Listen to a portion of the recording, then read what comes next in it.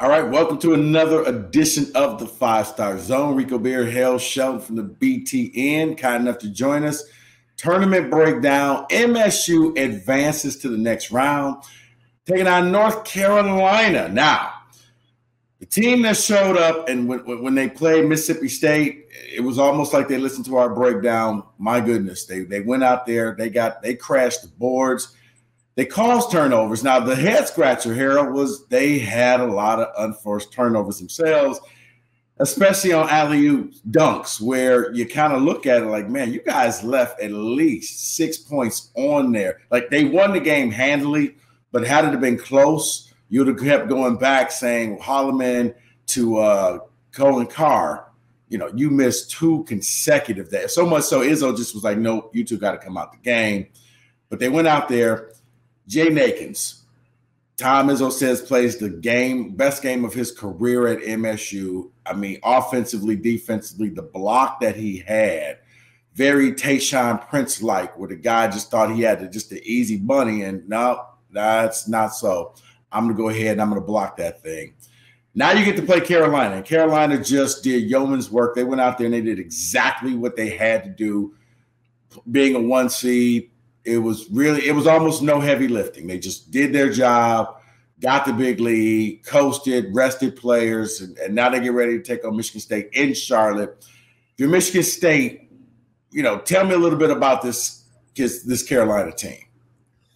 So this has been the Izzo kryptonite. He's had a lot of success, in his tourney years, 56 tournament wins. But he's 0-4 against Carolina. Now, granted, they haven't played since the 2009 title game in Detroit, and that was Roy Williams with a bunch of pros. This isn't that team. This isn't that kind of style. They still like to get up and down, but they aren't as deep as they normally are. They're not as efficient offensively as they normally are, even though they have Armando Bacot down low. They're very average in terms of their two-point shooting, only like 168th in the country on that. They do like to shoot threes, but it's mostly just from two guys. We know RJ Davis is great. We know they have Cormac Ryan, who, if you remember Michigan State last year, he dropped 23 on them when he was at Notre Dame before he transferred to Carolina. So we've seen him get hot against the Spartans in the past. They're actually more built on defense than what they normally are. Seventh most efficient defense in the country. It's another game where Michigan State is going to have to hold their own on the glass. They're the sixth best defensive rebounding team in the country, so probably not a lot of second chances. But if you get the Matty Sissoko you've got in the last 2-3 games, if you get the Jackson Kohler that you've seen the last few games, if you get the Malik Hall that rebounded like a madman against Northwestern, you got a chance to win this game. And I guess, Vegas says 3.5-point favorites. Now, the line came out while we were doing the show in Vegas, and it kind of threw us all off because I was saying, well, it'll probably be like a 7.5, 8.5. Some were saying double digits, but when it came out to 3.5, Harold, this got me to wondering, like, okay, this game on paper doesn't look like it should be that close. But, I mean, do they just draw from you named off all those different players, but when I think of them, I think Bacot. How do you stop him? Do they just go the whole Zach Edey route where we're just going to throw 4 bodies at you, use all 20 fouls, and hope to wear you down for the game? And if that's the case, is that good enough if you're Michigan State, or can those other guys just say, okay, you stop Bacot, but you can't stop us as well? So I will say this about Bacot. He's a really good player, obviously, but he's not dominant like Edey. Bacot, he's a 14-10 guy, which obviously really good. And when you have RJ Davis, maybe you don't need to be like Zach Edey. But when they threw it into Edey, it was pretty much like, all right, hopefully he misses because there's nothing you can do about it. Bacot isn't that type of player. And so I feel like it's more of, can they make threes against Michigan State? We talked about RJ Davis. He's like a 40% shooter. Cormac Ryan, again, he's about 35%. But they'd rather go inside. They'll shoot threes, if they feel pressed pretty much, but they don't live inside like Purdue does. And it was funny because I was thinking, like, I wonder what that line's going to be. I wonder if it'll be like 5.5 or 6. I mean, I know they're the weakest 1 seed, and Michigan State was the toughest 9 seed, and we know the metrics love them and all of that. But if you look at KenPom, North Carolina was the number 9 team in the country, which means you're basically like a 2 or a 3. You're not your traditional 1 seed like Purdue, UConn, and Houston. So it just kind of made me wonder, like, is this a winnable game for Michigan State more so than I thought before the tournament started? And then I got to give a shout out to my buddy, the Bear, Chris Felica, who just recently tweeted out saying that UNC was a 4-point favorite over Michigan State. And since 85, there have only been 7 1 seeds favored by 4 points or fewer in the second round. And 5 of the 7 lost outright, including Kansas last year against Arkansas. So there's a lot of trends here that say Michigan State should be in this game. If their guards are playing well, if they're making shots, they certainly have a chance. We talked about the turnovers against Mississippi State. Carolina doesn't really force you into turning the ball over. Now, they don't turn it over themselves, but this is basically going to be a make or miss game. If they're making shots, they have a really good chance of winning this game. And I was going to say, for Michigan State, does it boil down to you need to shoot as hot as you did against Mississippi State when they were just burying 3 after 3, when you had Jaden Akins hitting threes, but not just Jaden.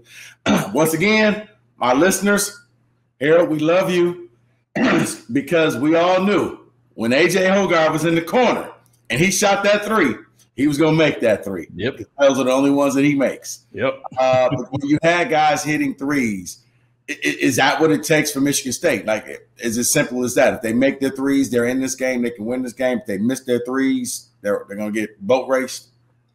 I don't know about boat race, but they definitely need to make shots, perimeter shots. We talked, a couple of days ago about how Mississippi State isn't great around the rim defensively. Carolina's much, much better there. But they do give up some threes, and they like to force you off the line and into mid-range, which obviously Michigan State likes to do for better or worse. So we saw, Trey Holloman, pump fake, step in, shoot a jumper. We saw Jaden Akins do that a couple times. We know Malik Hall loves that mid-range. Tyson Walker loves that mid-range. And, for the better part of 10 games, they weren't making those shots. But yesterday they were. Or, Thursday they were. So the main thing is those shots are going to be there again. Can they make them? And I don't think they'll be overwhelmed by Carolina's, like, athleticism or height. Normally, it's Wayne Ellingtons and Danny Greens and Ty Lawsons, big guards, big forwards. They aren't that big outside of Baycott, and they pretty much only play 7 guys. Like, their backcourt is 6 foot, 6'1", 6'5", matches up pretty well with Michigan State. Their 4-man is 6'7", kind of similar to Malik Hall. They're 332nd in bench minutes. So, like, those are pretty much the 5 guys that they're going to roll out. And so it's just a matter of shots are going to be there. They're just going to have to make them.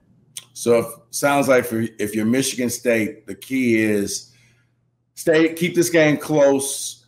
And if you have a lead, or if it's like, a 1 possession or 2 possession game with about 7 minutes to go in the game, at that point, that's when you may see Carolina start getting tired, shots falling short, exhaustion kind of kicks in because they don't have a deep bench.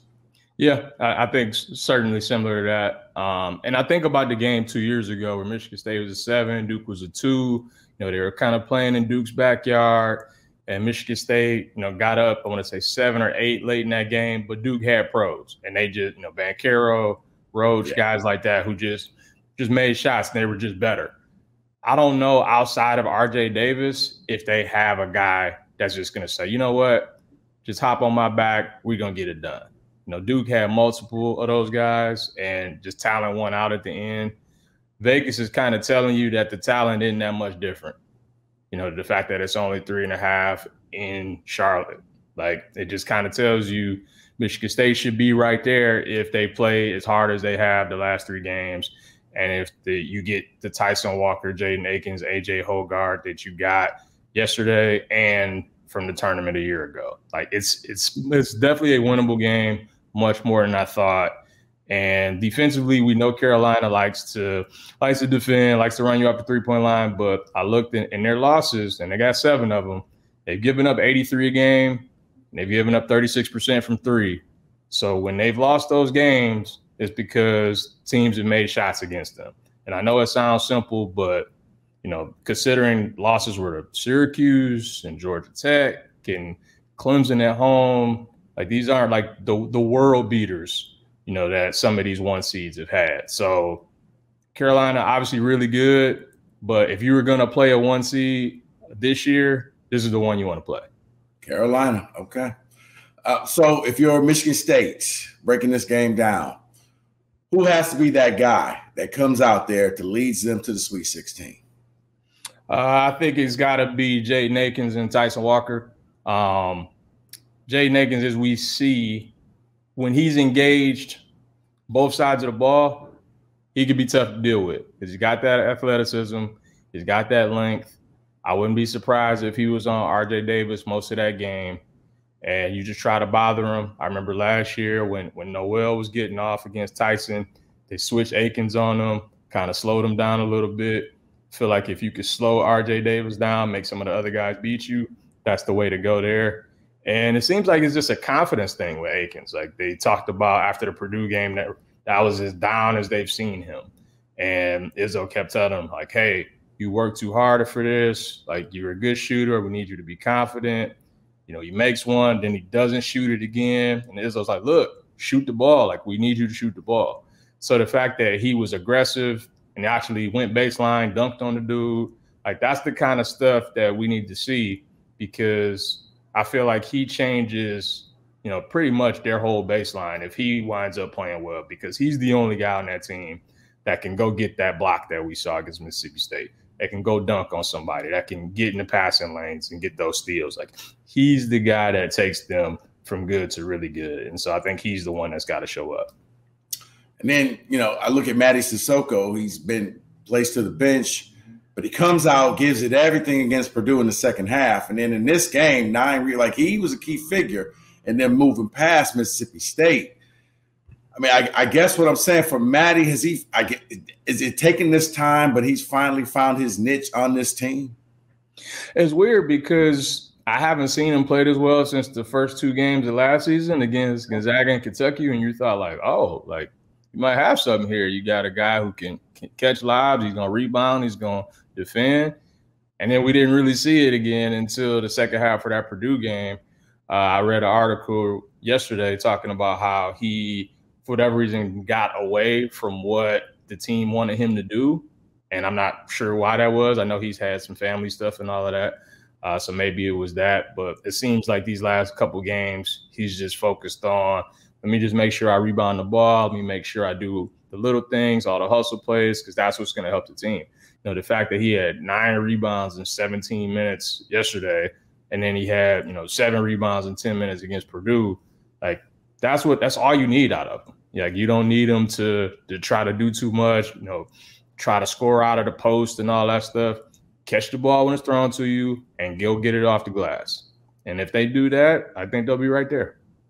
All right, let's see what happens, man. Let's see if we're doing this again on Monday, because if that's the case, they've knocked off the number 1 seed and they're in the Sweet 16, and it'll be back-to-back years in the Sweet 16. So we'll see what happens. For Harold Sheldon, I'm Rico Beard. Harold, anything else you want to add to this game?